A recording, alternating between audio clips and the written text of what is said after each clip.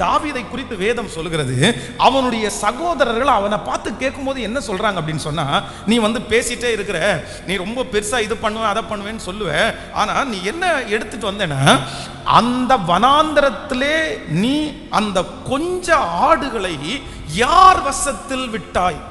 கொஞ்சம் ஆடுகளை யார் வசத்தில் விட்டாய்? இந்த வார்த்தையினுடைய அர்த்தம் என்ன அப்படின்னு சொன்னா, தன்னுடைய தகப்பனார் வந்து ஈசாய் தாவீதிற்கு வந்து ஒரு பெரிய ஆட்டு பண்ணையே கொடுக்கல, ஒரு 1000 ஆடுகள் அவன் கையில கொடுக்கல, தனக்கு இருந்த மொத்த ஆடுகளுக்கும் அவனை தலைவனாய் மாற்றல. என்ன பண்ணினார் அப்படின்னு சொன்னா, தன்னிடத்திலே இருந்ததிலேயே கொஞ்சம் ஆட்டை எடுத்து தன்னுடைய மகனுடைய கையிலே கொடுக்கிறார்.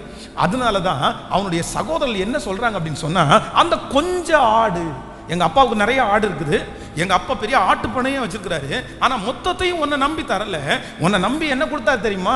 இந்த கொஞ்ச ஆடை கொடுத்திருக்கிறார்ல, அந்த கொஞ்ச ஆடை யார் வசத்தில் விட்டு வந்தாய்? நல்லா கவனிங்க, இன்னைக்கு நிறைய ஆண்டவருடைய பிள்ளைகள் தங்களுக்கு உரிய வாய்ப்புகளை எங்க தவற விடுறாங்கன்னா, நம்பர் 1, முதலாவது அவர்கள் தவற விடுகிற இடம் கொஞ்சம். எனக்கு ரொம்ப பெருசா வரட்டும், நான் அப்படின்னா செய்வேன், எனக்கு நல்ல சம்பளம் வரட்டும், நான் அப்படின்னா செய்வேன், எனக்கு ஒரு நல்ல விசாலம் வரட்டும் அப்படின்னா நான் செய்வேன், எனக்கு நல்ல மைக் இருக்கணும், எனக்கு நல்ல கீபோர்டு இருக்கணும், எனக்கு நல்ல இது இருக்கணும், இது வசதி இல்லை, இந்த இடம் வசதியா எனக்கு இல்லை, இதெல்லாம் வந்தால் தானே செய்ய முடியும், இதெல்லாம் இல்லைன்னா நான் எப்படி செய்ய முடியும்? ஒன்று நீங்கள் நினைத்துக் கொள்ளுங்கள், வேதம் சொல்லுகிறது, அற்பமான ஆரம்பத்தின் நாளை யார் அசட்டை பண்ண முடியும்? ஆரம்பம் அற்பமாய் இருந்தாலும் முடிவை சம்பூரணமாய் மாற்றுகிற கர்த்தர் நம்மோடு கூட கர்த்தர் இருக்கிறார். ஹல்லேலூயா. இந்த ஜெபத்தில் இருக்கிற ஆண்டவருடைய பிள்ளைகளே, இதுவரையிலும் ஒருவேளை உங்களுடைய மனசு வந்து கொஞ்சத்தை பார்த்து நீங்க வந்து அந்த வாய்ப்பை வந்து தவற விட்டிருப்பீர்களே, ஆனால் இன்றைக்கு ஒரு முடிவு எடுங்க. நிறைய பேருடைய வாழ்க்கையினுடைய சிகரங்களை ஆண்டவர் ஆரம்பிக்கிறது நான் நம்புறேன், ஜீரோலிருந்து தான் கர்த்தர் ஆரம்பிப்பார், ஒன்றும் இல்லாமையிலிருந்து தான் கர்த்தர் ஆரம்பிப்பார். ஒன்றும் இல்லாமையிலே ஒரு தேவனுடைய பிள்ளை கர்த்தர் என்ன கொடுத்திருக்கிறாரோ, கர்த்தர் என்ன தந்திருக்கிறாரோ அதை 100க்கு 100 முழு மூச்சோடு நீங்கள் செய்வீர்களே, ஆனால் கர்த்தருடைய கரம் உங்களோடு கூட இருக்கும், கர்த்தருடைய ஆசீர்வாதம் உங்களோடு கூட இருக்கும். கர்த்தர் அதை பெருக பண்ணுவார், கர்த்தர் அதை வளர்த்துவார், கர்த்தர் அதை அங்கீகரிப்பார், கர்த்தர் அதை பெரிய மரமாய் மாற்றுவதற்கு கர்த்தர் வல்லவராய் இருக்கிறார். ஆமென். இன்றைக்கு இருக்கிற நிறைய பேருடைய மென்டாலிட்டி என்ன அப்படின்னு சொன்னா, எனக்கு ஒரு பெரிய இன்வெஸ்ட்மெண்ட், எனக்கு ஒரு 10 லட்சம் ரூபாய் இன்வெஸ்ட் பண்றீங்களா அப்படின்னா நான் கடை ஆரம்பிக்கிறேன், அப்படின்னா நான் தொழில் ஆரம்பிக்கிறேன், எனக்கு இந்த மாதிரி ஒரு கல்லாப்பெட்டி வேணும், எனக்கு இந்த மாதிரி ஒரு ஃபோன் வேணும், இந்த மாதிரி ஒரு ஃபோன் இருந்தால் தான் என்னால் செய்ய முடியும், இந்த மாதிரி ஒரு பைக் இருந்தால் தான் என்னால் செய்ய முடியும். ஏதாவது ஒன்றை காரணம் காமிச்சு இது இல்லைன்னா என்னால் செய்ய முடியாது அப்படின்னு நம்ம நிறைய பேர் நம்புவோம். இல்லை, ஆண்டவருடைய பிள்ளைகளே, கர்த்தர் சொல்லும்போது சொல்லுகிறார், உனக்கு இருக்கிற இந்த பலத்தோடே போ, உனக்கு இருக்கிற இந்த பணத்தோடே போ, உனக்கு இருக்கிற இந்த தாளந்தோடே போ, உனக்கு இருக்கிற இந்த சரீர சுகத்தோடே போ. நான் உனக்கு முன்பாக இருக்கிற மீதியானியர் எவ்வளவு பெரிய ஆளா இருந்தாலும் அவர்களை முறியடித்து அவர்களை வெற்றி அடைய பண்ணி அவர்கள் கண்களுக்கு முன்பாக உங்களை உயர்த்துவதற்கு கர்த்தர் வல்லவராயிருக்கிறார். கர்த்தர் வல்லவராயிருக்கிறார். அப்போ நம்பர் 1, நம்முடைய வாய்ப்பை எதன் நிமித்தம் தவற விடக்கூடாது அப்படின்னு சொன்னா, கொஞ்சம், அற்பம், சின்னது, எனக்கு இது செட் ஆகாது, நான் ரொம்ப பெருசா யோசிக்கிறேன், நான் ரொம்ப பெரிய விதமா இருக்கிறேன். இல்லை இல்லை இல்லை இல்லை, ஆண்டவரே, நீர் எனக்கு கொஞ்சத்தையும் அனுமதித்தாலும் அநேகத்தையும் அனுமதித்தாலும் என்னை வளர்த்துகிறவர் கர்த்தர், என்னை ஆசீர்வதிக்கிறவர் கர்த்தர், என்னை நடத்துகிற தேவன் நல்லவராயிருக்கிறார். கைகளை எல்லாரும் அசைத்து ஆமென் என்று சொல்லுங்கள். கர்த்தர் நல்லவர், கர்த்தர் நல்லவர், கர்த்தர் நல்லவர். ஆண்டவருடைய பிள்ளைகளே, ஒரு நாளும் என்னை பெருமைப்படுத்துவதற்காக நான் சொல்லலை, உண்மையிலே அப்படி கிடையாது. நீங்கள் இதை தெரிஞ்சுக்கணும் அப்படின்றதுக்காக நான் சொல்கிறேன், இது உங்களுக்கு வேணுன்றதுக்காக சொல்கிறேன். நம்முடைய இன்றைக்கு பார்த்தீங்க அப்படின்னு சொன்னால், நம்முடைய திருச்சபையில் இருக்கிற இந்த பிஎஸ் சிஸ்டம் பாருங்கள், இந்த மானிட்டரு, இந்த பிஎஸ் சிஸ்டம் பாருங்கள். இன்றைக்கு ஆண்டவருடைய ஒரு பெரிய தயவில் வந்து பல லட்சம் ரூபாய் மதிப்புள்ள பிஎஸ் சிஸ்டத்தை ஆண்டவர் நமக்கு தந்திருக்கிறார். நல்ல ஸ்பீக்கரை தந்திருக்கிறார், நல்ல மைக்கு ஆண்டவர் தந்திருக்கிறாரு. இந்த மாதிரிலாம் நல்ல உங்கள் சவுண்டெல்லாம் உங்களுக்கு கேட்குது அப்படின்னு நினைக்கிறேன், அப்படி தந்திருக்கிறார். ஆனால் இன்னைக்கு நான் இந்த செய்தியை கொடுக்கும்போது நான் வந்து நினைக்கிறேன், இன்னைக்கு என் கண்ணுக்கு முன்னாடி நிற்குது. நீங்கள் இந்த பாலத்தை தாண்டி போயிட்டீங்க அப்படின்னா பிரியா சவுண்ட் சர்வீஸ் அப்படின்ற ஒரு சவுண்டு வச்சிருக்கிறார் ஒருத்தர். நீங்கள் அவங்க போனீங்கன்னா இந்த பாலத்துக்கு முன்னாடி இருக்கும். இந்த பிரியா சவுண்ட் சர்வீஸ் வந்து ஒரு நாள் சர்ச்சில் வந்து ஒரு கூட்டம் நடத்துகிறோம். அப்போ ஒரு வெளியே இருந்து ஒரு ஸ்பீக்கர் வர, வெளியே இருந்து ஒரு ஊழியக்காரர் வர. அப்போ அவருக்கு மைக்கு கண்டிப்பாக வேணுன்றதுக்காக அவர்கிட்ட வாடகைக்கு கேட்குறேன். இந்த மாதிரி சார் ஒரு 50 பேர் உட்காந்து ஆராதிக்கிற சவுண்டு கேட்குற மாதிரி ஒரு 2 பாக்ஸ் கொண்டு வர முடியுமா அப்படின்னு கேட்குறேன். உடனே அவர் 2 பாக்ஸை எடுத்து 2 பக்கம் வச்சு ஒரு ஆம்பிளிஃபையர் வச்சு அப்படியே அந்த ப்ரேயர் முடிஞ்சிருச்சு. அப்போ முடித்த உடனே கேட்டேன், இந்த மாதிரி எனக்கு புதுசு வாங்குற அளவுக்கு பணம் இல்லை, இந்த செகண்ட்ஸ் நீங்கள் ஏதாவது கொடுக்குறதா இருந்தால் நான் வேணால் வாங்கிக்கிறேன் அப்படின்னு. உடனே அவர் சொன்னார், ஃபாதர் இது வந்து கிட்டத்தட்ட ஒரு 7-8 வருஷமாக நான் நிறைய இடத்துல போட்டு அடின்னு அடிச்சிட்டேன். இது எல்லா குவாலிட்டியுமே போயிடுச்சு. நீங்கள் எடுக்கிறதுனா எடுத்துங்க, வெறும் 2500 ரூபா கொடுங்கன்னாரு. 2500 ருபீஸ். உடனே நான் சொன்னேன், தாராளமாக கொடுத்துறேன் சார், எனக்கு 2500 ரூபா கிடச்சதே பரவாயில்லன்னு சொல்லி அதை எடுத்து தொடச்சி நம்ம சர்ச்சில் வந்து கார்பரேட்டர் ஐயா மதிய ஐயா இருந்தார். அவரை வர சொல்லி ஒரு நல்ல மேலே ஒரு டொக்லான் சீட் ஒன்று ஒரு மேலே அந்த சீட்டை வாங்கி ஒட்டி புதுசு மாதிரி அப்படியே 2 பக்கம். ஸ்பீக்கரை பார்த்தா புதுசாக இருக்கும், ஆனால் மைக் எடுத்து பிரைஸ் தி லார்ட் அப்படின்னா பிரைஸ் தி லார்ட் அப்படின்னு கேட்கும். ஸோ இந்த இதில் தான் கேட்கும். அப்படி இருந்துச்சு. ஆனாலும் என்ன சந்தோஷம் அப்படின்னா, சார் நம்ம வந்து இது வரைக்கும் மைக் இல்லாமல் கைத்தட்டி பாடிட்டு இருந்தோம், ஆனால் இப்போ ஒரு மைக் சிஸ்டம் கிடச்சிச்சு. இப்போ ஒரு அதை தொடச்சி அதுக்கு மேலே ஒரு துணியை போட்டு போத்தி அதை அழகுபடுத்தி உண்மையிலே என்னுடைய மனசை விட்டு அந்த ஸ்பீக்கர் இன்னைக்கு வரைக்கும் போவே இல்லை. அதுக்கு 2 ஸ்டாண்டை வெல்டிங் ஆஃபீஸில் கொண்டு போய் கொடுத்து நானே கொண்டு போய் செட் பண்ணி அதுக்கு மேலே ஒரு பூச்செடியை மேலே வச்சு அதெல்லாம் நடந்துச்சு. ஆனால் இன்று நான் திரும்பி பார்க்கிறேன், ஆண்டவர் எவ்வளவு நல்லவர், எவ்வளவு நல்லவர். அற்பமான ஆரம்பத்து நாளை யார் அசட்டை பண்ண முடியும்? பூமி எங்கும் சுற்றி பார்க்கிற கர்த்தருடைய 7 கண்களும் செருபாபேலுடைய கையில் இருக்கிற தூக்கு நூலை ஆசையாய் அற்பமாய் பார்க்கிற ஜனங்களுக்கு முன்பாக என் தேவனுடைய கண்கள் மட்டும் ஆசையாய் பார்க்கிறது.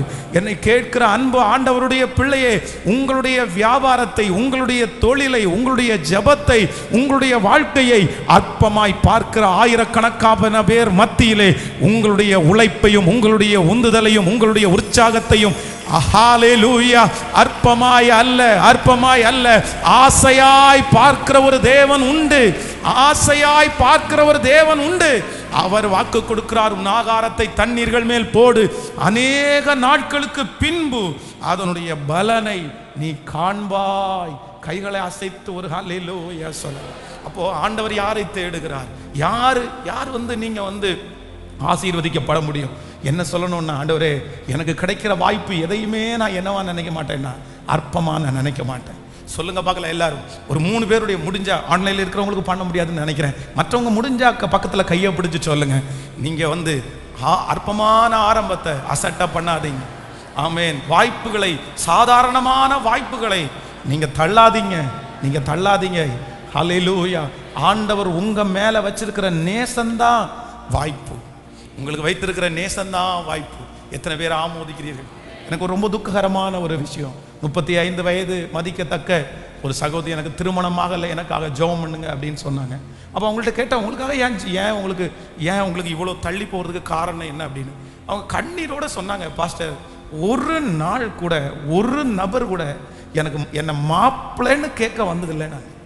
ஸோ எனக்கு அப்படியே கண்ணீரே வந்துருச்சு. ஒரு நாள் கூட, எனக்கு வயது இத்தனை ஆயிடுச்சு பாஸ்டர், 35 வயது. இந்த 35 வயதில் ஒரு நபர், ஒரு சொந்தக்காரங்களோ ஒரு நண்பர்களோ சுற்றி இருக்கிறவங்களோ யாராவது ஒருத்தர் வந்து இந்த மாதிரி ஒரு பொண்ணு உங்களுக்கு இருக்கா அம்மாமே அப்படின்னு கூட கேட்டதில்லை பாஸ்டர். ஒருத்தர் கூட என்ன பொண்ணு கேட்டதில்லை. எனக்கு அப்படியே உடஞ்சிட்டேன் நான். அப்போ ஆண்டவருடைய பிள்ளைகளை நம்ம நிறைய பேர் என்ன பண்ணிடுறோம்னா, சின்ன சின்ன காரணம் காமிச்சு அப்படியே ரிஜெக்ட் பண்ணிடுறோம். நிறைய பேர் தூக்கி போட்டுடுறோம். எதையுமே பயோடேட்டா பார்த்தோன்னே நிறைய பேர் தூக்கி போட்டுருவாங்க, படிப்பை பார்த்தோன்னே நிறைய பேர் தூக்கி போட்டுருவாங்க, சேலரியை பார்த்த உடனே நிறைய பேர் தூக்கி போட்டுருவாங்க. ஆவிக்குரிய வாழ்க்கையெல்லாம் நிறைய பேர் நீங்கள் பார்க்குறவங்க ரொம்ப குறைஞ்சிட்டாங்க. ஆனால் நான் அதுக்காக வந்து நீங்கள் கவனம் இல்லாமல் நீங்கள் பண்ணுங்கள்னு சொல்லலை. ஆனால் சில காரியங்கள் வந்து ஆண்டவருடைய பிள்ளைகள், உங்களுடைய வாய்ப்பு எதில் தான் ஆரம்பிக்கும்னா அற்பமானதில் தான் ஆரம்பிக்கும். ஆமேன். அற்பமானதில் தான் ஆரம்பிக்கும். அதில் ஒரு பெரிய சம்பூரணத்தை கர்த்தர் உங்களுக்கு பண்ணு. உடைய தொழிலை நீங்கள் செய்து கொண்டிருக்கலாம், உங்களுக்கு வெறுப்பாக இருக்கலாம், உங்களுக்கு ரொம்ப அந்த வேலையை குறித்து உங்களுக்கு ரொம்ப மனசு கஷ்டமாக இருக்கலாம். பாஸ்டர் இதை போய் நான் படித்த படிப்புக்கு இதை போய் பண்ணிட்டு இருக்கிறேனே, எனக்கு இருக்கிற திறமைக்கு நான் இப்படி பண்ணிட்டு இருக்கிறேனே, நான் இந்த இடத்துல இருக்கணுமா? இதுதான் ஆண்டவர். ஒருவேளை டெய்லி காலையில் எழும்பும் போது உங்களுக்கு முன்பாக இருக்கிற அந்த சவால்களை பார்த்து நீங்க ரொம்ப சோர்ந்து போய் வந்திருக்கலாம். ஆனா ஆண்டவர் உங்களுக்கு வாக்கு கொடுக்கிறார், நீ பயப்படாத, நீ கலங்காத, அதே இடத்துல உங்களை ஆசீர்வதிக்கிறதுக்கு ஆண்டவரால முடியும். அதை பெருக பண்றதுக்கு ஆண்டவரால முடியும். அந்த அற்பமான ஆரம்பத்தை பெருக பண்றதுக்கு கர்த்தரால முடியும். உங்க பிள்ளைய கர்த்தர் ஆசீர்வதிக்கிறதுக்கு ஆண்டவரால முடியும். அதை விட்டுற வேண்டாம், அதை தூக்கி போட்டுற வேண்டாம். ஸ்தோத்திரம். அது பெருசா வரட்டும்னு நினைச்சிட்டு நீ சும்மா இருக்க வேண்டாம். ஆமென். கர்த்தர் உங்களுக்கு வாக்கு கொடுக்கிறார், உங்கள் கைக்கு நேரிடுகிறது எதுவோ அதை முழு பலத்தோடே செய்யுங்கள். உங்கள் கைகளுக்கு நேரிடுகிறது எதுவோ அதை முழு பலத்தோடே செய்யுங்கள். என் தேவன் ஆசீர்வதிக்கிறதுக்கு வல்லவராய் இருக்கிறார். ஆமென். ஸோ நம்பர் 1, நீங்கள் ரொம்ப நல்லா புரிஞ்சுக்கணும். அப்படின்னா உங்கள் வாய்ப்பை இனி தவற விடக்கூடாது. எப்படி தவற விடக்கூடாதுன்னா, இது கொஞ்சமாக இருக்குது, இது சுலபமாக இருக்குது, இது சின்னதாக இருக்குது, இதில் ஒன்றும் பெரிய லாபம் இல்லை, இதில் ஒரு பெரிய வெற்றி இல்லை அப்படின்னு நினச்சிட்டு நீங்கள் ஒரு நாள் என்ன பண்ணிடக்கூடாதுன்னா விட்டுறவே கூடாது. ஆமென். சிலர் பாருங்கள், பெருசு எல்லாத்தையும் மனசில் நினச்சிட்டு நான்லாம் சின்ன பிஸ்னஸ் எல்லாம் பண்ணுறதில்ல, நான் என்ன தான் எனக்கு க்ரோட்ஸ், எனக்கு லேக்ஸு, அதெல்லாம் பண்ணி ஒரு மாதம் முழுக்க அலைஞ்சு 15,000 ரூபாய் எதுக்கு சம்பாதிக்கணும், எனக்கு என்ன இருக்குது? நான் சொல்கிறேன், உங்களுக்கு விஷன் இருக்கிறது தவறல்ல, உங்களுக்கு டார்கெட் இருக்கிறது தவறல்ல. ஆனால் அதுக்காக எனக்கு அதுதான் கிடைக்கணும்னு சொல்லி சும்மா இருக்கிறது மிகப்பெரிய ஆபத்து. நான் சொல்கிறது உங்களுக்கு புரியுதா? உங்களுக்கு புரியுதா? நான் சொல்கிறது எத்தனை பேருக்கு புரியுது? ஆமென். கடன்காரராக இருக்கிற ஒருத்தர் சர்ச்சுக்கு கடன் இருக்கா அப்படின்னு கேட்டு சொல்லும்போது, பாஸ்டர் ஒரே ஒரு ஜெபம் மட்டும் பண்ணுங்க, மொத்தத்தையும் நானே முடிச்சிடுறேன் அப்படின்னாரு. கேட்குறதுக்கு சந்தோஷமாக தான் இருந்துச்சு. நானே முடிச்சிடுவோம் பாஸ்டர், ஒன் ப்ரேயர் மட்டும் பண்ணுங்க. ஒரு ப்ராஜெக்ட் எடுத்துக்கிறேன் பெங்களூரில், ஒரு ப்ராஜெக்ட் எடுத்துக்கிறேன் சென்னையில். இந்த ப்ராஜெக்ட்ஸ் எல்லாம் முடிஞ்சிச்சுன்னா உங்கள் கடன் என்ன பாஸ்டர், என் கடன் உங்கள் கடன் எல்லாம் சேர்த்தே முடிச்சிடலாம், எல்லாத்தையும் கிளியராக முடிச்சிடலாம், அதெல்லாம் பிரச்சனை இல்லை அப்படின்னு. சரி பிரதர், நான் உங்களுக்காக ஜெபம் பண்ணுறேன். பட் இப்போ என்ன பண்ணுறீங்க? இப்போ வருது 15,000 20,000 சில ஆர்டர் வருது, அதெல்லாம் நான் எடுக்கிறதே இல்லை. அதெல்லாம் போய் மண்டை எதுக்கு பிச்சுட்டு இருக்கணும், அதெல்லாம் தேவையில்லை. நமக்கு ஒரே குறிக்கோள், த பிக், பெருசு. எனக்கு ஒரே குறிக்கோள். ஆனால் சொல்லி 3 வருஷம் ஆச்சுங்க. அந்த 3 வருஷத்தில் ஒழுங்கா இந்த சின்ன சின்ன ப்ராஜெக்டை 10,000 20,000 பண்ணியிருந்தா கூட இன்னைக்கு இருக்கிற கடனோட கூட இருந்திருப்பாரு. இப்போ என்ன தெரியுமா, இந்த 3 வருஷமும் அமைதியா அந்த ப்ராஜெக்டுக்காகவே பண்ணிட்டு இருக்கிறனால இன்னைக்கு ஒரு மிகப்பெரிய கடன்காரராய் மாற்றப்பட்டார். தரிசனம் இருக்கிறது தவறல்ல, நமக்கு லட்சியம் இருக்கிறது தவறல்ல. ஆனால் மிக அவசியமான ஒன்று என்ன அப்படின்னு சொன்னார், ஆண்டவரே என்னுடைய ஆரம்பத்தை நிலைப்படுத்துவதற்கு கையை எல்லாரும் மேலே உயர்த்து, நமக்கும் நம்முடைய பிள்ளைகளுக்கும் கர்த்தர் இந்த அபிஷேகத்தை தரணும். எனக்கு அந்த ஞானத்தை கர்த்தர் தருவாராக. இனி எனக்கு பெருசா வரட்டும் அப்படின்னு காத்துட்டு இருக்கிறது அல்ல, நீங்க கொடுத்த கொஞ்சத்துல உண்மையா இருக்கக்கூடிய கிருபை. சொல்லுங்க, ஆண்டவரே இந்த கொஞ்சத்துல நான் படிக்கணும், இந்த கொஞ்சத்துல நான் அண்டர்ஸ்டாண்ட் பண்ணணும், இந்த கொஞ்சத்துல நான் ஆரம்பிக்கணும், அதற்கு இப்பொழுது என்னுடைய கைகளை திடப்படுத்துங்க ஆண்டவரேன்னு கேளுங்க.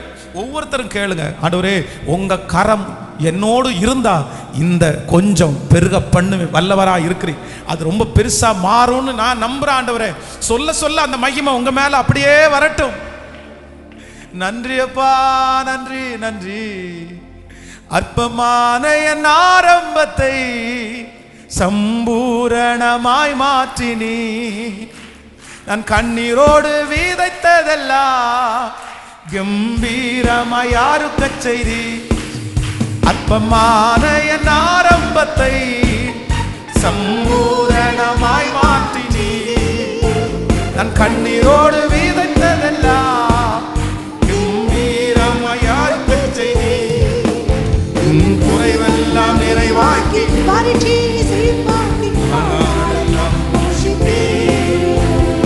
குறைவெல்லாம் நிறைவாக்கி வறட்சியை செல்வாக்கி வாழ்நாளெல்லாம் கைகளா தெய்வமே சர்வ வல்லமையுள்ளவரே.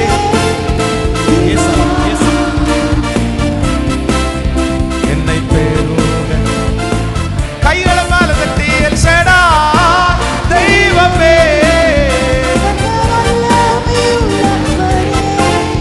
யெகோவா என்னை பெறுக. ஒரு விஷயம்,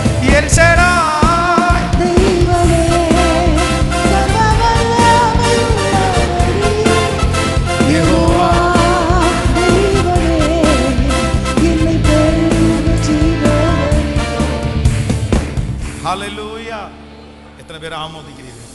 ஸோ நம்பர் 1, முதலாவது மனசில் அப்படியே ஆணித்தரமாக பதியணும். அப்படியே தட்டி எழுப்பி ஞாயிற்றுக்கிழமை பாஸ்டர் என்ன பிரசங்கம் பண்ணார், உடனே எல்லாரும் ஒரே வார்த்தையில் சொல்லிடுவீங்க, வாய்ப்பை குறித்து பிரசங்கம் பண்ணார். ஏன்னா அந்த வாய்ப்புன்ற வார்த்தை அடிக்கடி வரதுனால வாய்ப்பை தவற விட்டுறாதேன்னு பேசினாரியா. என்ன பேசினார்? முதல் நம்பர் 1 ஃபஸ்ட்டு என்ன வாய்ப்பை தவற விடக்கூடாது அப்படின்னா, கொஞ்சம் அற்பம் சின்னதாக இருந்தாலும் அந்த வாய்ப்பையும் நம்ம என்ன பண்ணக்கூடாதுன்னா, எனக்கு பெருசாக வரட்டும் அப்படின்னு நினச்சிருக்க வேண்டாம்.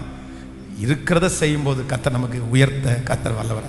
ஸோ நம்பர் 2, இந்த ஏசாவை குறித்து வேதத்தில் வாசிக்கும்போது அவனுடைய அந்த பைட்டம் குழுக்காக தன்னுடைய சகோதரனிடத்தில் வந்து அவன் போகிற அந்த வேத பகுதியை நீங்கள் வாசிப்பீர்களே. ஆனால் ஸ்தோத்திரம், அவனுடைய சகோதரனுக்கு முன்பாக இந்த கூழ் காய்ச்சி குடிக்கும்போது வாசிக்கலாம். 27ஆம் அதிகாரம் 7வது வசனத்தை வாசிக்கலாம். நான் புசித்து எனக்கு மரணம் வரும் முன்னே கர்த்தரை முன்னிட்டு உன்னை ஆசீர்வதிக்கும்படி நீ எனக்காக வேட்டையாடி அதை எனக்கு ருசியுள்ள பதார்த்தங்களாக சமைத்து கொண்டு வா. இன்னொரு வசனத்தை கூட வாசிக்கலாம். 28வது வசனத்தை வாசிக்கலாமா? 27ஆம் அதிகாரம் 38வது வசனம். நம்ம ஏற்கனவே வாசித்தோம்ல, அந்த 38 வாசிக்கலாம். ஏசா தன் தகப்பனை நோக்கி, என் தகப்பனே, இந்த ஒரு ஆசீர்வாதம் மாத்திரமா உம்மிடத்தில் உண்டு என்று தன் தகப்பனே என்னை ஆசீர்வதியும் என்று சொல்லி ஏசா சத்தமிட்டு அழுதான். அடுத்தது அப்பொழுது அவன் தகப்பனாகி ஈசாக் அவனுக்கு பிரதி உத்தரமாக, உன் வாசஸ்தலம் பூமியின் சாரத்தோடும் உயர வானத்தில் இறங்கும் பனியோடும் இருக்கும். கவனிங்க ஆண்டவருடைய பிள்ளைகளே, இந்த ஏசா வந்து தன்னுடைய தகப்பனாருடைய ஆசீர்வாதத்தை மிஸ் பண்ணிட்டேன் அப்படின்னு இவ்வளவு அழுவதற்கு காரணம் என்ன? எனக்கு ரொம்பவே உண்மையிலே இந்த வசனத்தை வாசிக்கும் போது ஏசா மேலே உண்மையிலே ஒரு அன்பு அதிகமாகி வரும். பொதுவாக வேதத்தில் வந்து நிறைய பேருக்கு யாரை பிடிக்கும் அப்படின்னு சொன்னால் யாக்கோபை தான் பிடிக்கும். நம்ம பாடும்போது கூட நிறைய பேர் யாக்கோபை போல நான் போராடுவேன், அப்புறம் என்ன யாக்கோபை போல் போகும் பாதையில். இந்த யாக்கோபை குறித்து நிறைய பாடல் இருக்குது, நிறைய. ஆனால் எங்கேயாவது ஒரு இடத்துல ஏசாவை குறித்து பாட்டு இருக்குமான்னு நீங்கள் பாருங்க. ஒரு பாட்டு இருக்கும். பாஸ்டர்மா பாட்டு என்ன பாட்டு தெரியுமா? சண்டே ஸ்கூல் விபிஎஸ்க்கு ஏசாவை பற்றி என்ன பாடிருக்காங்க? அது அந்த ஸ்டார்டிங் என்ன? காட்டுக்குள்ள போன அந்த ஏசா அண்ணம் பேரு ஏசா. அதுக்கு அடுத்த லைன் என்ன? நீ நினைக்காத அவனை லேசா. இந்த பரவாயில்ல, இந்த ஒரு பாட்டு தான் இருக்கு. அவனுக்கு ஏசாவை குறித்து எல்லாருமே எப்படி தான் எழுதுவாங்க? எல்லாருமே நெகட்டிவாக தான் எழுதுவாங்க. யாரை கேட்டாலும் நெகட்டிவ். ஐயோ ஏசா மோசமானவன், ஏசா அந்நிய பொண்ணை கல்யாணம் பண்ணிட்டான், ஏசா அவங்க அப்பா அம்மாவோட இருக்கல, ஏசா வேட்டையாட போயிட்டான், என்னென்னமோ சொல்லிடுவாங்க. ஆனால் இந்த இடத்துல இந்த ஏசா அழுகிறத பார்த்தா அப்படியே என் தகப்பனே அப்பாட்ட போய் ஒரு ஆசீர்வாதமாகிலும் எனக்கு நீங்கள் மிச்சம் வைக்கலையா? அண்ணன் தம்பி ஏமாத்திட்டு போனான்னு சொன்ன உடனே கத்தியை எடுத்துட்டு தூக்கிட்டு போய் ஒரு குத்தி அவனை கொல்றதுக்கு ரொம்ப நேரம் ஆகாது. ஏன்னா அவனுக்கு முன்னோடியான காயின் ஆபேல் விஷயத்துல ஆபேலை வந்து காயின் கொன்னான்ற ஒரு சரித்திரமே இருக்குது. ஆனா அதெல்லாம் யோசிக்காம என்னையும் ஆசீர்வதியும். அவங்க அப்பா வந்து திணறா இருப்பாருங்க அந்த இடத்துல. ஐயோ எல்லாத்தையுமே உனக்கு கொடுத்துட்டான்னு சொல்லிட்டு இந்த பையன் இவ்வளவு அழுத பார்த்த உடனே, சரிப்பா உன்னுடைய வம்சம் வந்து பூமியினுடைய சாரத்தை போல இருக்கும் அப்படின்னு சும்மா. அதுக்கு முன்னாடி யாக்கோபுக்கு கொடுத்த ஆசீர்வாதத்தை எல்லாம் பார்த்தீங்க அப்படின்னு சொன்னா என்ன மாதிரி ஒரு ஆசீர்வாதம். சரி என் பிள்ளையினுடைய ஆறுதலுக்காக ஒரு ஆசீர்வாதத்தை சொல்லலான்னு சொல்லி விட்டார். ஏன் இவ்வளவு அழுதாரு? எதுக்கு இவ்வளவு அழணும்? அவனுக்குள்ள இவ்வளவு ஃபீல் வர்றதுக்கு காரணம் என்ன? வேற ஒண்ணுமே இல்லை. நான் என்ன நம்புறேன் அப்படின்னா, தன்னுடைய தகப்பனாரிடத்திலிருந்து யாருக்குமே கிடைக்காத ஒரு ஆசீர்வாதம் சேஷ்டபுத்திர ஆசீர்வாதம். அது ஒரு பெரிய ஆப்பர்ச்சுனிட்டி, அது ஒரு பெரிய வாய்ப்பு. ஏற்கனவே ஏசா தன்னுடைய வாழ்க்கையில் என்ன நினைச்சான் அப்படின்னு சொன்னா, நாளைக்கு நமக்கு ஒன்று கிடைக்கும், நாளைக்கு நம்ம அதை பார்த்துக்கலான்னு சொல்லி ஏற்கனவே தனக்கு கொடுக்கப்பட்டிருக்கிற ஒரு வாய்ப்பை இழந்துட்டான். இப்போ ரெண்டாவது ஒரு வாய்ப்பை தேடி போகிறான். அந்த வாய்ப்பு தனக்கு கிடைக்கலன்னு போது அவனுடைய மனசு அந்த இடத்துல பொறுக்கவே இல்லை. ரொம்ப கவனமாக கவனிக்கணும். இன்றைக்கு நிறைய பேர் வாய்ப்புகளை தவற விடுவதற்கு என்ன காரணம் அப்படின்னு சொன்னா, நாளைக்கு கிடைக்கும், நாளைக்கு கிடைக்கும், நாளைக்கு பார்த்துக்கலாம், இன்னைக்கு டயர்டாக இருக்குது, நாளைக்கு பார்த்துக்கலாம், இன்னைக்கு வெறுப்பாக இருக்குது, நாளைக்கு பார்த்துக்கலாம், இன்னைக்கு கொஞ்ச நேரம் மொபைல் பார்க்கலாம், நாளைக்கு பார்த்துக்கலாம். எனக்கு என்ன பெருசாக வயசாயிடுச்சு, எனக்கு என்ன பெருசாக வயசாயிடுச்சுன்னு சொல்லிட்டு இப்போவே என்ன திட்டிட்டு இருக்கிறீங்க? எனக்கு இன்னும் டைம் இருக்குல்ல, இப்போவே வா. உங்கள் டார்ச்சர் தாங்கவே முடியலைங்க, உங்கள் டார்ச்சர் தாங்கவே முடியல, நாளைக்கு பார்த்துக்கலாம். இந்த ஏசா யாக்கோபினிடத்தில் போய் அந்த கூளை குடிக்கும்போது, நீ எனக்கு என்ன தருவேன்னு கேட்டோன்னே, என்னுடைய சேஷ்ட புத்திர தாகத்தை தந்துருவியா? அட போப்பா, நீ எடுத்துட்டு போப்பா, என்ன நான் சம்பாதிக்க மாட்டேனா, எனக்கு கிடைச்சிடாதா, எங்க அப்பா என்ன அப்படியேவா விட்டுற போறாரு? நீங்க ஆதியாகமம் 25ஆம் அதிகாரத்தினுடைய 32வது வசனத்தை வாசிப்பீர்களே, ஆனால் அதற்கு ஏசா, இதோ நான் சாக போகிறேனே, இந்த சேஷ்ட புத்திர பாகம் எனக்கு சொல்லுங்க. என்னத்திற்கு நிறைய பேருக்கு இந்த யாராவது ஒருத்தர் ரொம்ப கஷ்டப்பட்டு வேலை செய்யறாங்க அப்படின்னா, கணவனாரோ பிள்ளைகளோ என்ன சொல்லுவாங்க தெரியுமா? நீ வந்துரு. கேட்கல, என்ன சொல்லுவாங்க? ஹலோ என்ன சொல்லுவாங்க? நீ வந்துரு, நீ ஏன் பாடுபடுற, நீ அட்ஜஸ்ட் பண்ணு, நீ பொறுமையாயிரு, நீ பொறுத்துக்கோ, ஆரம்பத்தில் இப்படிதான் இருக்கும், போக போக சரியாகும் அப்படின்னு சொல்றவங்க கிடையாது. இன்னைக்கு என்ன தெரியுமா? கஷ்டமா இருக்கா, நீ ஹலோ என்ன கேட்கலையே சத்தம்? கஷ்டமா இருந்தா உடனே என்ன பண்ணிடணும்? வந்துடணும். சரி, அடுத்து பார்த்துக்கலாம், நெக்ஸ்ட் பார்த்துக்கலாம். ஒன்று நினைத்துக் கொள்ளுங்கள், நமக்கு கஷ்டமா இருக்கிறதுனுடைய காரணம் நம்ம விட்டுட்டு வர்றதுக்கு இல்ல, அந்த கஷ்டத்தை தாண்டி, அந்த கஷ்டத்தை சகிச்சு பொறுமையா இருந்து அந்த இடத்துல கற்றுக்கொண்டு நீங்க உயர வந்துட்டீங்க அப்படின்னு சொன்னா, அதற்கு மேல எந்த இடத்துக்கு போனாலும் உங்களால நிற்க முடியும் என்கிற ஒரு படிப்பினையை தான் அந்த இடத்துல ஆண்டவர் கொடுக்கிறார். அதுக்காக தான் சிலர் ஒருவேளை இந்த ஜெபத்தில் இருக்கிற நிறைய பேருடைய மனசுக்குள்ள இருக்கலாம், எனக்கு ஏன் இவ்வளவு கஷ்டமா இருக்குது, அதனால வேணா விட்டுறலாம்னு நினைக்கிறேன். ஆண்டவருடைய பிள்ளைகளை நீங்கள் ஒப்பிட்டு பாருங்கள். உங்களுக்கு கிடைச்ச ஆப்பர்ச்சுனிட்டி, உங்களுக்கு கிடைச்ச நிறைய வாய்ப்புகள், இன்னொருத்தர் நான் கஷ்டப்பட்டா கூட பரவாயில்ல, எனக்கு அப்படிப்பட்ட ஒரு ஆசீர்வாதம் மட்டும் கிடைச்சா நான் அதை நல்லா பார்த்துக்குவேன்னு எத்தனையோ பேர் நினைச்சிட்டு இருக்கும்போது, நீங்க கஷ்டம்ன்ற அந்த ஒன்ன மனசுல வச்சு நீங்க விடுவீர்களே, ஆனால் அந்த ஆசீர்வாதத்தை பெற்றுக்கொள்ளவே முடியாது. நிறைய பேர் இன்னைக்கு குழந்தையை பெற்றெடுத்ததுக்கு அப்புறம் குழந்தைகளை பெரிய விஷயமா யோசிக்கிறதே இல்லை.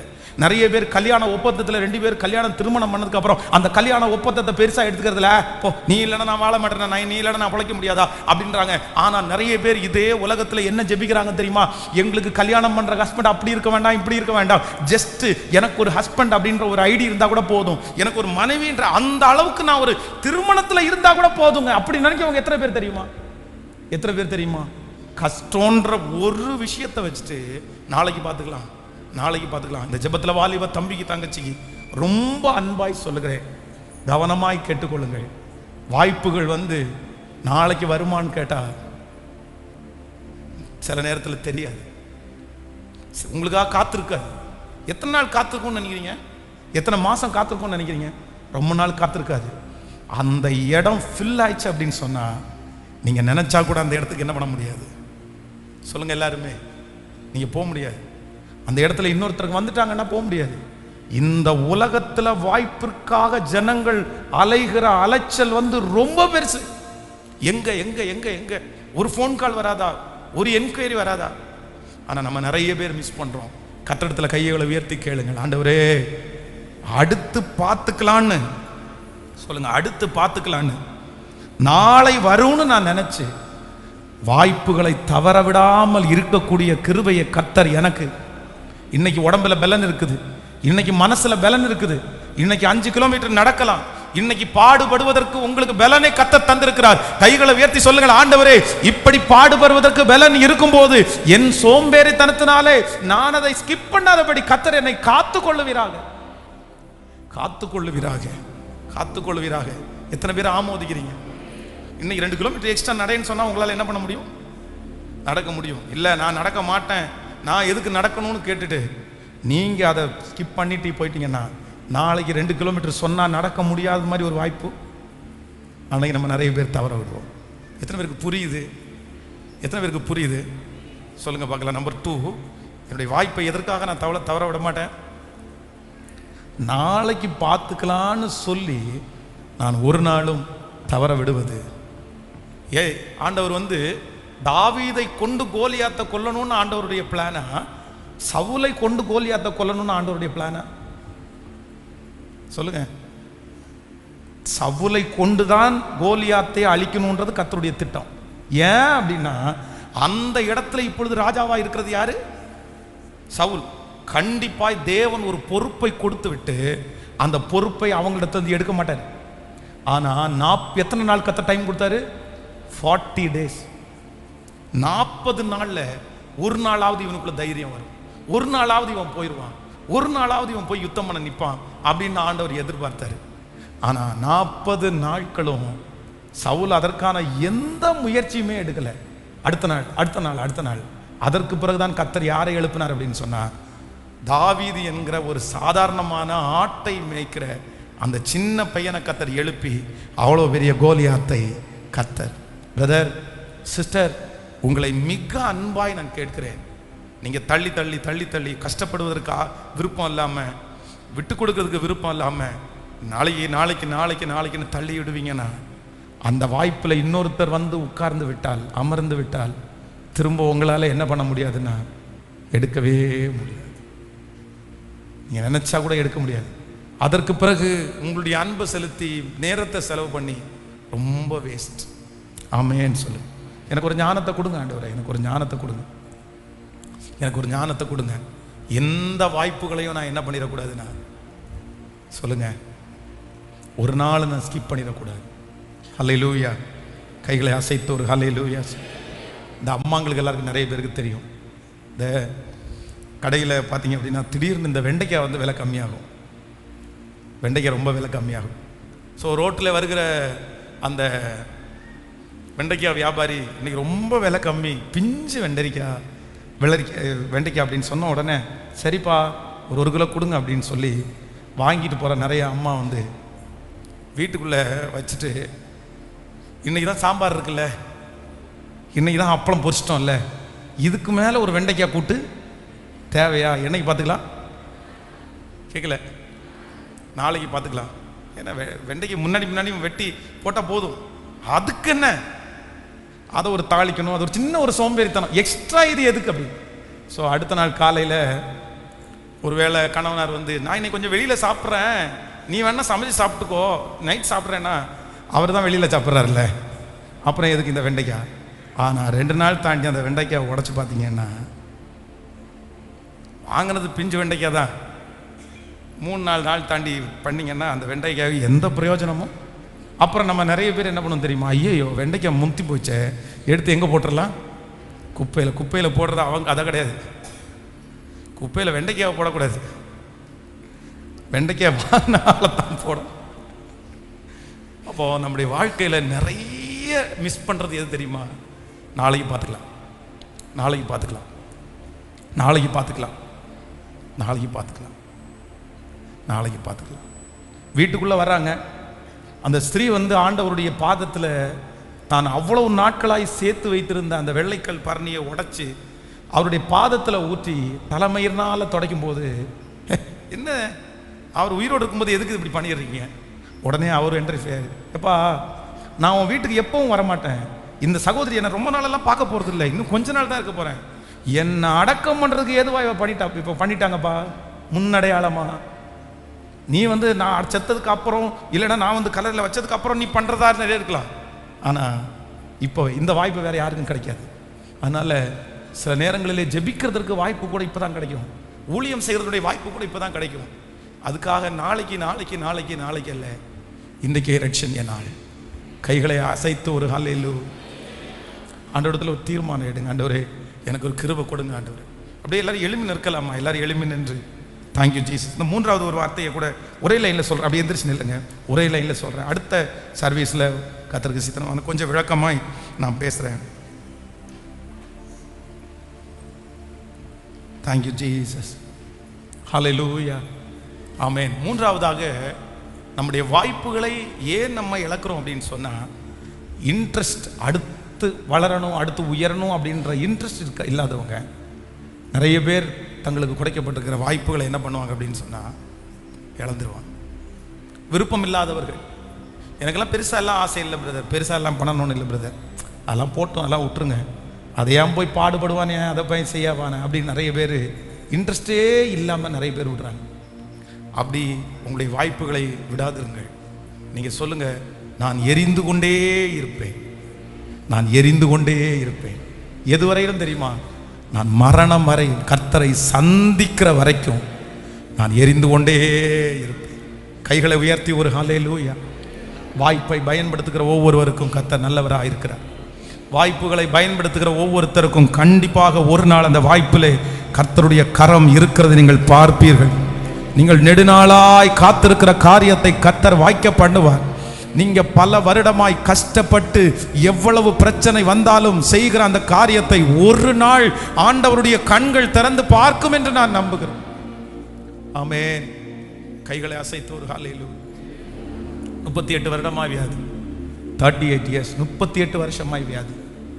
ஆனா சுற்றி இருக்கிற சொந்தக்காரங்க ஒருத்தரும் இல்லை. அவங்க சொன்ன ஒரே வார்த்தை, இனி நீ சுகம் பெற்று என்ன பண்ண சொல்லுங்க, நீ இனி சுகப்படுத்தி என்ன பண்ண போற, என்ன பண்ண போற, என்ன செய்ய போற? இத்தனை வருஷத்துக்கு அப்புறம் இனி ஹாஸ்பிட்டலுக்கு போய் என்ன பண்ண போறீங்க? விட்டுரு, அதான் உனக்கு தலையெழுத்தாதான். ஆனா இத்தனை ஆண்டு ஆனாலும் அந்த வியாதிஸ்தனுக்கு மட்டும் ஒண்ணு இருந்துச்சு, எங்கெல்லாம் வாய்ப்பு கிடைக்குதோ தவழ்ந்து உருண்டு பிறண்டாவது எங்க போயிடுவான். வேதம் சொல்லுது, அவன் ஏற்கனவே தங்கி இருந்த இடத்துக்கும் பெதஸ்தாவுக்கும் பல கிலோமீட்டர் தூரம். எப்படி போனானே தெரியல. அவன் சொல்றான், என்னை குளத்துக்கு கரையில படுத்து கிடக்குறான், கரையில இருந்து குளத்துல கொண்டு போய் விடுறதுக்கு யாருமே இல்லை. அப்ப என்ன 10 கிலோமீட்டர் அவனை தூக்கிட்டு போற யாரு இருக்கா? யாருமே கிடையாது. ஆனா கேள்விப்படுறான், அவனுடைய காதல கேள்விப்படுறான், என்ன தெரியுமா? பெதஸ்தான்ற ஒரு குளம் இருக்குது, அந்த குளத்துக்கு ஒரு தூதன் கலக்க வர்றான். எப்பேற்பட்ட வியாதியா இருந்தாலும் அந்த குளத்துல முதல் கலக்கிறவங்களுக்கு என்ன, இறங்குறவங்களுக்கு என்ன கிடைக்குது? அந்த விஷயத்தை கேள்விப்பட்ட உடனே, இது ஒருவேளை இந்த இதுல நான் ஜெயிச்சிட்டேன்னா, இதுல எனக்கு விடுதலை கிடைச்சிச்சுன்னா கிளம்பி போயிட்டான் பாருங்களேன். அதே போல ஒவ்வொரு நாளும் அந்த குளம் கலக்கும் போது தான் போய் இறங்க முடியாதுன்னு தெரியும். தான் போய் இறங்க முடியாது அவனுக்கு நல்லா தெரியும். நம்ம போறதுக்குள்ள இன்னொருத்தன் கண்டிப்பா குதிக்கிறான். சொல்லுங்க, நீங்களா இருந்தா என்ன சொல்லுங்க? சொல்லி உங்களுக்கு நல்லா தெரியுது, நான் போறதுக்கு முன்னாடி இன்னொருத்தன் குதிப்பான்னு தெரியுது. நீங்க என்ன பண்ணுவீங்கன்னு நினைக்கிறீங்க? நம்ம நிறைய பேர் கையை கட்டிட்டு, யாரு? ரத்னபுரியா? கவுண்டர் மில்ஸா? அவன் கவுண்டர் மில்ஸ் தான் வந்திருக்கான் போல. கவுண்டர் மில்ஸ்லேருந்து வரவெல்லாம் போறான் பாரு. நம்ம நிறைய பேர் ஒரு ட்ரை கூட பண்ண மாட்டோம், எங்கேயோ உட்காந்துருப்போம். ஏன்னா நமக்கு தெரியும் நம்ம போறதுக்குள்ள இன்னொருத்தன், ஏன்னா அவனை கொண்டு போய் விடுறதுக்கு இன்னொருத்தங்க இருக்காங்க. ஆனா வேதம் சொல்லுது, ஆண்டவரே என்னை கொண்டு போய் விடுவதற்கு யாருமே இல்லைன்னா கூட, 7வது வசனம், அதற்கு வியாதிஸ்தன் ஆண்டவரே, யோவான் எழுதின சுவிசேஷம் 5ஆம் அதிகாரம் 7வது வசனம், அதற்கு வியாதிஸ்தன் ஆண்டவரே, தண்ணீர் கலக்கப்படும் போது என்னை குளத்திலே கொண்டு போய் விடுவதற்கு ஒருவரும் இல்லை, நான் போகிறதற்குள்ளே வேறொருவன். என்னை கொண்டு போய் விடுவதற்கு யாருமே இல்லைன்னா கூட ஐ வில் ட்ரை, நான் ட்ரை பண்றேன். நான் ஒரு நாள் கூட அமைதியா இல்லையா, நான் போவேன். அந்த வாய்ப்பு ஒருவேளை எனக்கு கிடைச்சிச்சுன்னா, ஒருவேளை அவன் கொண்டு வர நேரத்தில் தடுக்கி கீழே வந்து நான் ஃபர்ஸ்ட் விழுந்துட்டேன்னா. அதனாலதான் அவ்வளோ தூரத்துல பார்த்துட்டு இருந்த ஆண்டவர் 8வது வசனம், இயேசு அவனை நோக்கி, எழுந்திரு, உன் படுக்கையை எடுத்துக்கொண்டு நட. ஏன் அப்படின்னா, எப்பா உன்ன மாதிரி ஒரு ஆளை நான் பார்த்ததே இல்லைப்பா, உன்ன மாதிரி ஒரு ஆளை பார்த்ததே இல்லை. எங்க வாய்ப்பு கிடைச்சாலும் நான் சுகப்படணுன்ற ஒரே தரிசனத்துல அத்தனை நெகட்டிவ், அத்தனை எதிர்மறையான வார்த்தை. பிரதர், சிஸ்டர், இந்த ஜபத்துல இருக்கிற ஆண்டவருடைய பிள்ளைகளை, அவ்வளவு நெகட்டிவ் உங்களை சுத்திட்டே இருக்கலாம். உங்களை பார்க்கறவங்க அத்தனை பேரும் இதே மாதிரி சொல்லலாம், நீ சுகம் பெற்று என்ன பண்ண போற, நீ சம்பாரிச்சு நீ என்ன பண்ண போற, நீ வாழ்ந்து நீ என்ன பண்ண போற, இவ்வளவு காலம் தாண்டினதுக்கு அப்புறம் நீ பண்ணி என்ன பிரயோஜனம் அப்படின்னு உங்கள்கிட்ட நிறைய பேர் கேட்கலாம். வாலிப தம்பியை பார்த்து கேட்கலாம், தங்கச்சியை பார்த்து கேட்கலாம், நீ என்னத்தை பண்ண, வேண்டாம் விட்டுரு, இப்படி போய் எதுக்கு கஷ்டப்பட்டு கிடக்குற, இப்படி போய் எதுக்கு இது பண்ற, இருக்கிறத வச்சு வாழ், என்ன நம்ம சொல்லலாம். உங்களை சுத்தி அத்தனை நெகட்டிவ்ஸ் இருக்கும்போது, இன்றைக்கு இல்லை எனக்கு கிடைக்கிற ஒரு வாய்ப்பை கூட நான் தவற விட மாட்டேன்னு இன்னைக்கு ஒரு பொருத்தனை எடுத்தீங்கன்னா, நான் நம்புறேன் அந்த வாய்ப்புல கர்த்தருடைய கரம் இருக்கும். உங்களை தேடி ஆண்டவர் வருவார். கண்டிப்பாக கர்த்தர் உங்களை தூக்கி எடுப்பார். அது எப்பேற்பட்ட வியாதியா இருந்தாலும், அது எத்தனை வருட வியாதியா இருந்தாலும், கண்டிப்பா ஆண்டவர் ஒரு நாள் உங்களை சாட்சி சொல்ல வைப்பார். உங்களை சுமந்து கொண்டு வந்த படுக்கையை நீங்கள் சுமந்து கொண்டு போகிற ஒரு நாள் சீக்கிரமாய் வரும். நம்புறவங்க நல்ல கரங்களை மேல தட்டி சத்தமாய் ஆமென் சொல்லுங்க. சொல்லுங்க முழு பலத்தோடு கூட, முழு பலத்தோடு கூட சொல்லுங்க ஆமென் சொல்லிக்கொண்டு அப்படியே கர்த்தருடைய ஆவியானுடைய மகிமை ஊற்றப்படுவதாக. இப்பொழுது கர்த்தர் எங்களுக்கு பயமுள்ள ஆவியை கொடாமல் பலமும் அன்பும் தெளிந்த புத்தியும் உள்ள ஆவியை கொடுத்திருக்கிறவர். இப்பொழுது எங்களுடைய பிள்ளைகளை உற்சாகத்தால நிரப்புங்க, தைரியத்தால நிரப்புங்க. இயேசுவின் நாமத்தினால இப்பொழுது எங்களுடைய பிள்ளைகளை தைரியத்தால நிரப்புங்கப்பா. ஸ்தோத்திரம். ஹalleluya ஹalleluya. சூழ்நிலை எல்லாம் எதிரானாலும், சுத்தத்தார் என்னில் பகையானாலும், வல்லவர் எனக்குள்ளே இருக்கிறார். அவருடைய வலக்கரம் தாங்கும், பயப்படாதே. சின்ன சின்ன சின்ன சின்ன ஆப்பர்ச்சுனிட்டி, சின்ன சின்ன வாய்ப்புகளை கூட உடனே உடனே உடனே உடனே உடனே உடனே பயன்படுத்த கர்த்தர் உங்களுக்கு கிருபையாய் பலன் தருவாரா. ஆமென் சொல்லுங்கள். உங்க நிறைய பேருடைய மோட்டிவேஷன், ஸ்பெஷலாக வாலிப தம்பி தங்கச்சினுடைய மோட்டிவேஷனுக்காக தான் நிறைய நான் சொல்றேன். உண்மையிலே ஆண்டவருடைய பிள்ளையை நான் போன வாரம் அந்த 25th ஆனிவர்சரியில் கூட என்னுடைய சாட்சியை சொன்னேன். ஒரு பின்னணி கூட எனக்கு இல்லைப்பா, ஒரு பின்னணி கூட இல்லை. எங்கள் அப்பா ஊழியக்காரரும் இல்லை, ஊழியத்திற்கு எங்கள் குடும்பத்துக்கும் சம்பந்தம் கூட இல்லை. ஆனால் உண்மையிலே ஆண்டவர் என்னை நடத்துகிற விதத்தை பார்த்து அவ்வளவு நான் மகிழ்ச்சி அடைகிறேன், அவ்வளவு மகிழ்ச்சி அடைகிறேன். ஆனால் ஒரு வாய்ப்பை கூட இழக்கக்கூடாதுன்னு நினச்சவன் நான். ஒரு வாய்ப்பை கூட. வெஸ்லே அவருடைய வீட்டில் ப்ரேயர் நடந்து கொண்டிருக்கும் போது மாடியில் ஜெபம் பண்ணிட்டு இருப்பேன். அந்த மாடியில் ஜெபம் பண்ணிட்டு இருக்கும்போது கீழே பார்த்தீங்கன்னா வெறும் பிரதர் எபி பிரதர் கூட அங்கே தான் கூடியிருந்தாங்க. வெறும் 30 அடிக்கு 15 அடி, 30 அடி நீளம், 15 அடி அகலம். அந்த 15 அடியிலே 3 அடி வலிக்கு விடணும். ஏன்னா அவங்க வீட்டில் இருந்து அப்படி தான் வர முடியும். 11 அடி, 11 அடிக்கு 30 அடி. நான் இப்போ நிற்கிற இந்த பலிபீடம் கூட பார்த்தீங்க அப்படின்னு சொன்னால் கிட்டத்தட்ட இது 25 ஃபீட் இருக்கும். 25 அடிக்கு 30 அடி இருக்கும்.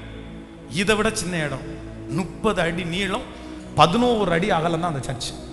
ஆனால் மொட்டை மாடியில் போய் நின்று கையை நீட்டி அந்த இடத்துக்கு நேராக நீட்டி, ஆண்டவரே இந்த இடத்துல ஒரு ஆலயம் எழும்புனா நல்லா இருக்கும்ல, இந்த இடத்துல ஒரு ஆலயம் எழும்புனா நல்லா இருக்கும்ல. அவ்வளோதான். வீட்டுக்குள்ளே ப்ரேயர் நடத்தின 3 மாதத்துக்குள்ள ஒருத்தர் ஜபத்துக்கு வந்து கீழே ஏதாவது இந்த சர்ச்சு மாடி ஏறி வர்றதுக்கு கஷ்டமாக இருக்குது, அதுவும் வீட்டில் நடத்துனீங்கன்னா நிறைய பேர் சர்ச்சுக்கு வரமாட்டாங்க. சர்ச்சுன்னு ஒரு அட்மாஸ்பியர் வந்தால் தான் ஜனங்கள் உள்ள வருவாங்க. சின்னதாக இருந்தால் கூட ஒரு சர்ச்சு கட்டி இல்லாமே, நான் ஒரு 25,000 ரூபா தரேன், எங்கேயாவது நீங்கள் நடத்தணும்னா நடத்துங்க அப்படின்னாரு. அவ்வளோதான். அந்த அந்த இந்த இந்த பலிபீடத்தினுடைய முக்கால்வாசி இருக்கும். அந்த இடத்துல ஒரு பலிபீடம், அந்த இடத்துல ஒரு ஷெட்டு, அந்த இடத்துல ஒரு சர்ச்சு. அதில் ஆரம்பித்து அதில் நடத்தி அப்படியே கொஞ்சம் கொஞ்சமாக பார்த்தீங்கன்னா அப்போ அந்த சர்ச்சில் ஆளே இல்லை, 4 பேர் நின்று இருப்பாங்க, சர்ச்சே நிறையாது. அப்போ ஒரு கன்வென்ஷனுக்கு அந்த சர்ச்சு நிறைஞ்சு 55 பேர் வந்தால் சர்ச்சு நிறைஞ்சு வெளியில் அப்படியே வெளியில் போகும். அது அவ்வளோ பெருமையாக, ஐயோ சர்ச்சு நிறைஞ்சிச்சுங்க, சர்ச்சு நிறைஞ்சிச்சுங்க. வெளி ரோட்டில் எல்லாம் ஆள் நிற்கிறாங்க. ரோட்டில் இவ்வளோ உட்காரது தீப்பெட்டி மாதிரி ஒரு சர்ச்சை உள்ள வச்சுட்டு 50 பேர் கூட உட்கார முடியாங்க, சர்ச்சு நிறைஞ்சு வழிஞ்சிச்சாமா அப்படின்னு என் மனசு சொல்லும். ஆண்டவர் உண்மையிலே அவரை போல நல்லவர் ஒருவருமே. அதனால நான் நம்புறேன், அற்பமான ஆரம்பத்தை அசைப்பை பண்ணாத கர்த்தர். ஆண்டவரே எனக்கு கிடைக்கிற, நானும் என் பிள்ளைகளும், அம்மாங்க அப்பாங்க நிறைய பேர் உங்க வாய்ப்பை இழந்திருப்பீங்க. பாஸ்டர் நீங்க சொல்றது உண்மை பாஸ்டர், நீங்க மட்டும் ஒரு 30 ஆண்டுகளுக்கு முன்னாடி எனக்கு இந்த வார்த்தையை சொல்லியிருந்தா இன்னைக்கு இன்னொருத்தடத்துல கையேந்திர அளவுக்கு என் வாழ்க்கை இருந்திருக்காது. ஆனா நான் இன்னைக்கு கையேந்திரேன். காரணம் என்ன? என் வாழ்க்கையில எத்தனையோ ஆப்பர்ச்சுனிட்டிஸ், எத்தனையோ வாய்ப்பு. என் கோபத்தினால சில வாய்ப்பை நான் விட்டுட்டேன், என்னுடைய எரிச்சலினால நிறைய வாய்ப்பை விட்டுட்டேன், எனக்கு எவனும் வேணாம் அப்படின்றது மாதிரிலாம் நிறைய வாய்ப்பை விட்டுட்டேன். ஆனா என் பிள்ளை கூட அப்படி விட்டுறக்கூடாது. என் பிள்ளைக்கு கொடுக்கப்படுகிற அத்தனை வாய்ப்பையும் அவன் பயன்படுத்தி கர்த்தருடைய கையை பிடிச்சி ஒவ்வொரு படிக்கட்டா ஏறி ஏறி ஏறி ஏறி கர்த்தர் அவனை கொண்டு வர வைக்கணும்னு சொல்றவங்க கரங்களை தட்டி ஆமென் ஹalleluya. நம்பிக்கை இல்லா நிலையானதோ, விசுவாசம் உன்னில் குறைவானதோ, நம்பிக்கை இல்லா நிலையானதோ, விசுவாசம் உன்னில் குறைவானதோ, அற்புதர் உனக்குள்ளே இருக்கின்றார், அதிசயம் செய்வார் கலங்காதே, அதிசயம் செய்வார் கலங்காதே. எனக்குள்ளே என் இயேசு என்னும் பெரியவர், எனக்குள்ளே என் இயேசு என்னும் பெரியவர். நான் அறியாதது எனக்கு எட்டாததும் மாற பெரிய காரியம் செய்திடுவோம். நான் அறியாதது எனக்கு எட்டாததும் மாற பெரிய கைகளை மேல தட்டி, சூழ்நிலை எல்லாம் எதிரானதோ,